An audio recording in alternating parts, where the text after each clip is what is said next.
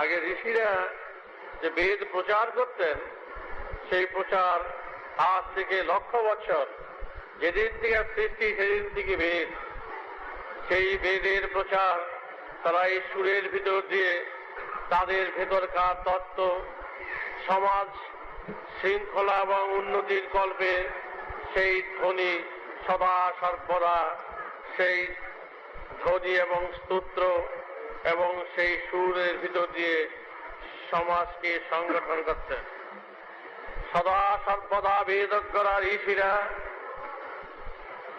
তারা সেই বিরাট বিরাট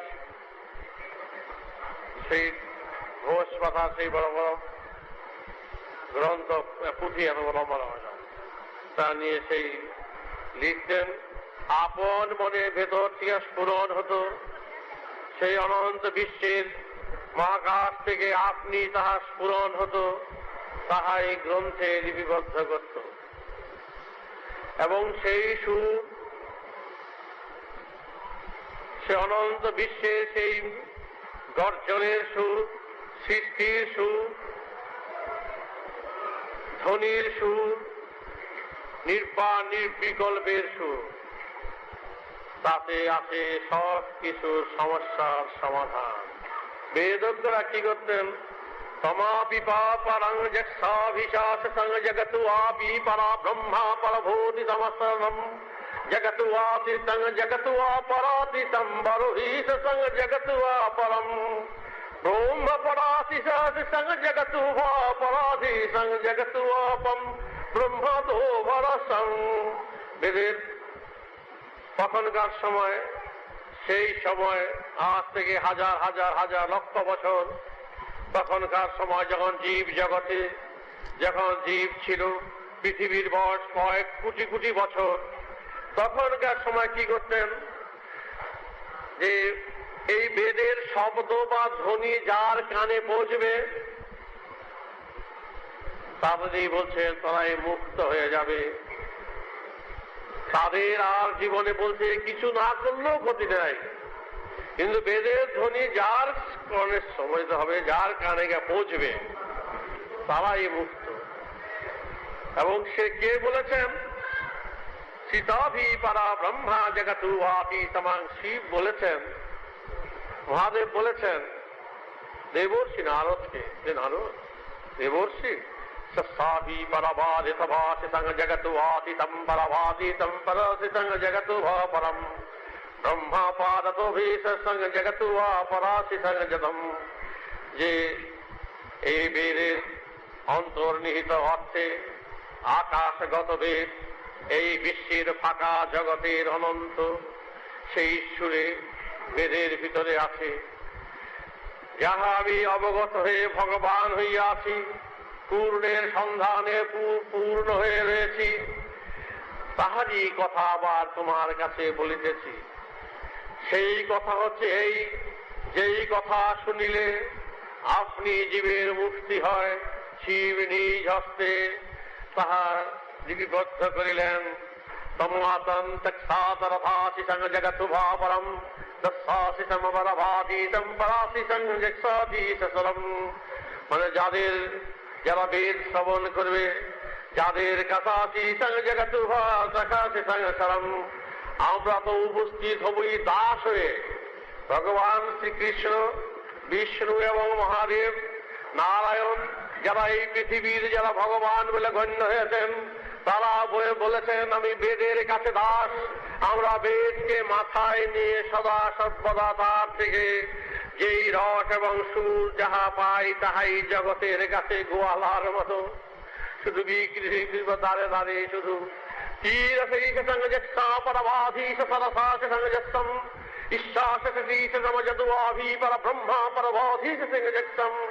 সেই বেদ যাহা হাজার হাজার লক্ষ বছর ছিল তাহাই তোমাদের কাছে পৌঁছিয়ে দিচ্ছি, তাহাই আবার পুনরায় সেই ধ্বনি সেই সুর এনে আবার সেই কথা যাহা শুনলে সব জানা যায়, যাহা বুঝলে সব অবগত হওয়া যায়, সেই বেদের ধ্বনি বেদ করা ঋষিরা তারা গাছে মাঠে বনে সদা সর্বদা পশু পক্ষী জীব জন্তুরা তারা পর্যন্ত বেদের আশ্রয় নিয়ে বেদ শ্রবণ করতে। তখন শুধু হাজার হাজার সমস্ত অনুগত ভক্ত শিষ্য এবং সবাই বেদ শ্রবণ করে দেশের পরে দেশের তাহা নিয়ে তাদের সে নিয়ে সেগুলো শোনাতো। আজকের বেদে কি আছে, আজকের পাঠে কি হলো, আজকের বাণীতে কি এলো, সবাই দাঁড়িয়ে শুনত। সুতরাং সেদিনকার বেদ ঋষিরা যখন বেদ পাঠ করতেন বেদ ভাতম, তখন সদা যারা শুনতেন তারা আপন মনে অনুগত হয়ে খুব মনোযোগ সহকারে সেই বেদের ধ্বনি শুনতেন। তারা কি করতেন, দাঁড়ে দাঁড়িয়ে শুধু এই প্রচার কাজে কিভাবে করতেন, ঘাটে মাঠে পর্বতে সদা সর্বদা তারা প্রচার কাজে বাহিরেছেন। আজ তোমাদের সবারই সেই কথা, আমরা যেন বেদের আদি তত্ত্ব ভেতরকার তত্ত্ব যেন প্রচার করতে পারি। আজ পৃথিবীর বুকে যেই রকম আজ ভারতের বুকে পৃথিবীর বুকে বলে ভারতের বুকে যাহা আজ হচ্ছে ঘটনা, যে সমস্ত সমাজের যে যার কলঙ্ক, যে সমস্ত যা ঘটছে সমস্ত বেদের বিপরীত।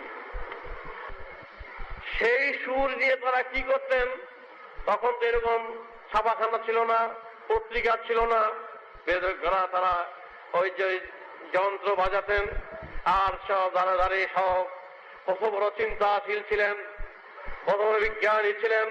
তারা গভীর তত্ত্বে গভীর সুরে আজ্ঞা চক্রে সহস্তারের সুরে নিমগ্ন থেকে গভীর টানে তারা সুর দিয়ে সদা সর্বদা তারা বলতেন সেই বেদ পতঙ্গ যথা বীরা সঙ্গ যারা সে সঙ্গ জগৎ দেবশ্রী এরকম ভাবে থাকতেন সব দেবতারা।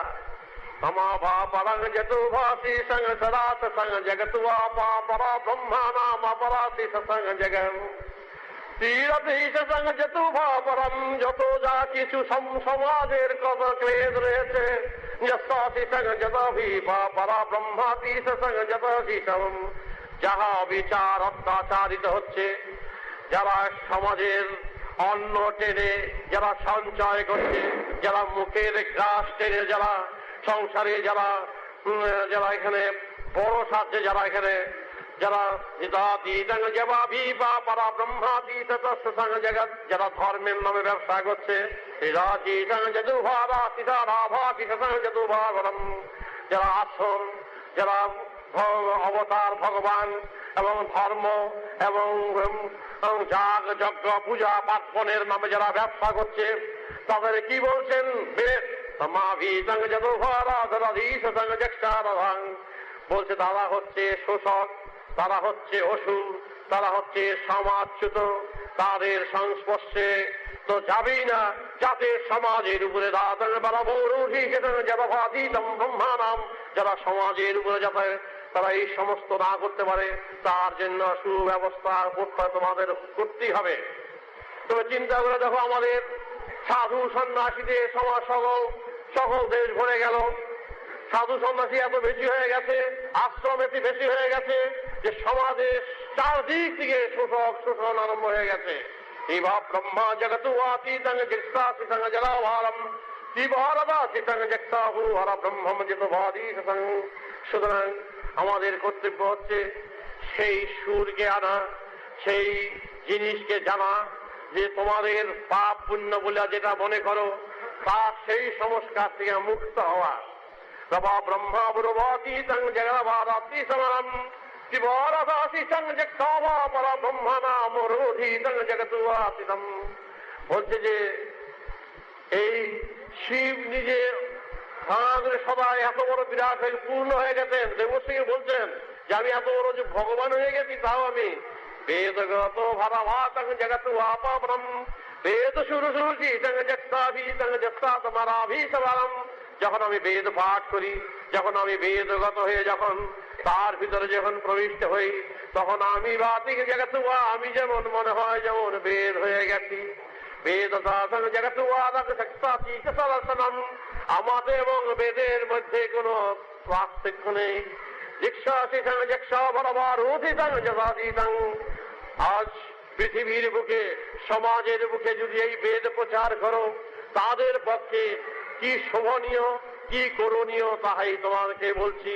যক্ষাশিষং যজ্ঞা ভরবাদীতবরম বিশ্বাসী সমাজত ভাব পরা ব্রহ্মানামরাতমাং হৃদতীতং যক্ষা ভরভাদি তদীত সমম।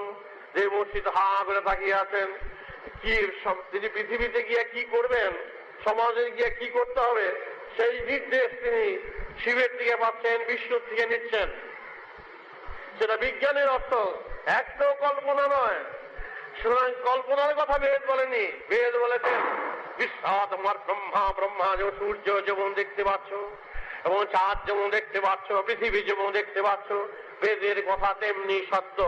যক্ষাতি সমাজে দোহা পরম জীতং যত ভারত ভাষিতং ব্রহ্মাম। যত যে পর্যন্ত জগতের সৃষ্টি হবে, তত প্রত্যেকের খাদ্য প্রত্যেকের অধিকার নিয়েই জন্ম। শিশাশিষং জগৎবাপি তমা ভাবরম ব্রহ্মম ঋষাশিষং জগৎবা ব্রহ্মাদিবাদিত ভারিত সতম। যে প্রত্যেকের অধিকার যখন সম অধিকার রয়েছে, এই যে সাম্যভাগ, সম অধিকার থাকবে, সম বন্টন থাকবে।